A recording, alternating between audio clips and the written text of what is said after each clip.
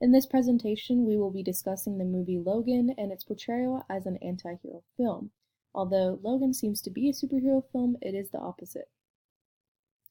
This movie portrays this by going against typical superhero film ideologies, such as the heroes defending the city, appealing to the youth audiences, and the importance of family.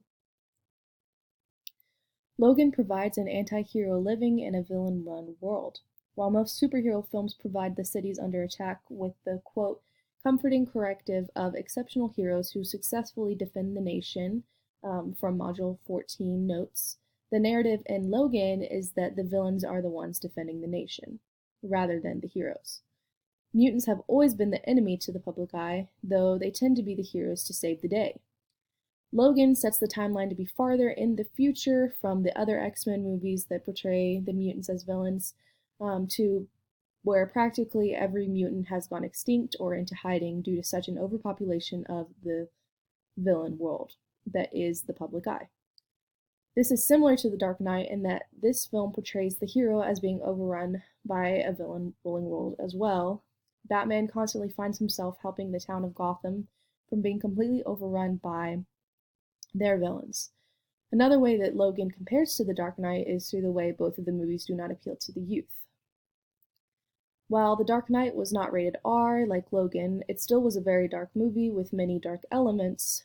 Despite the, quote, appeal to teenage boys from Module 13 notes that superhero films often have, furthermore bringing in a larger audience and therefore bigger box office gain, Logan goes farther into the darker elements of comics and makes it harder for the youth to see. Not only was the rating of the film going against the usual teenage audience appeal that superhero films usually attract, but the violent content of the film also was a reason that this film turned a younger audience away. Logan also sees himself as an anti-hero in this film. One way this film emphasizes this is in this scene when Logan meets his evil clone. This is also a way in which the film does not appeal to the youth, as they don't want to see their favorite hero fight evil rather than ignore it and label themselves against the typical hero. Hey! Put her down.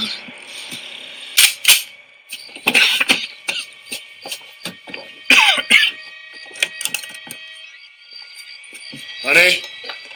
Stay down there, Will! Stop!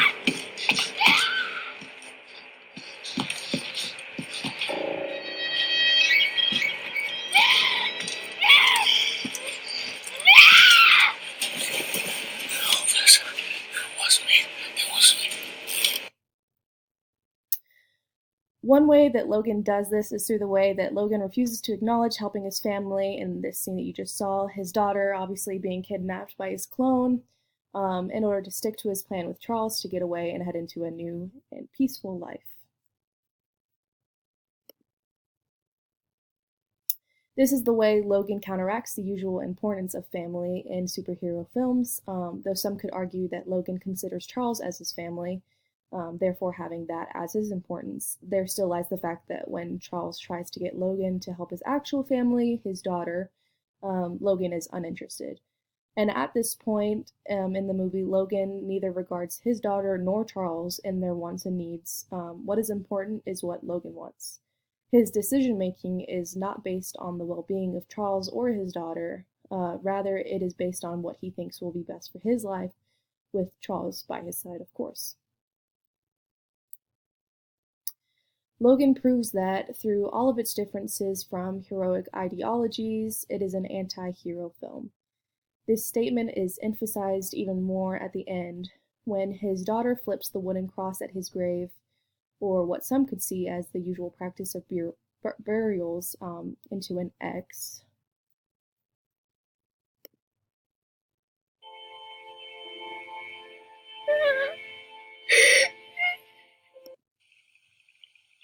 Tell her everything's all right.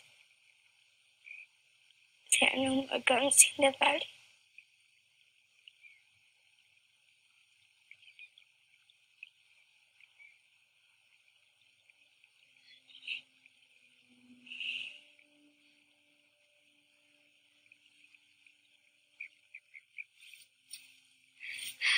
Let's go. We gotta move.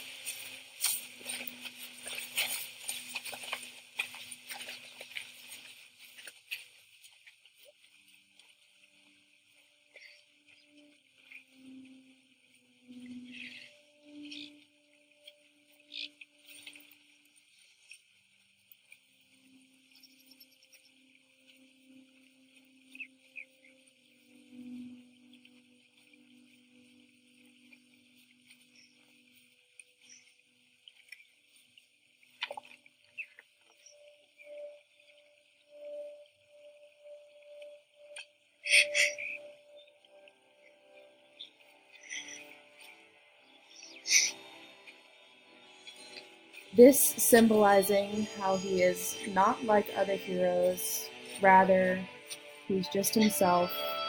He is Wolverine.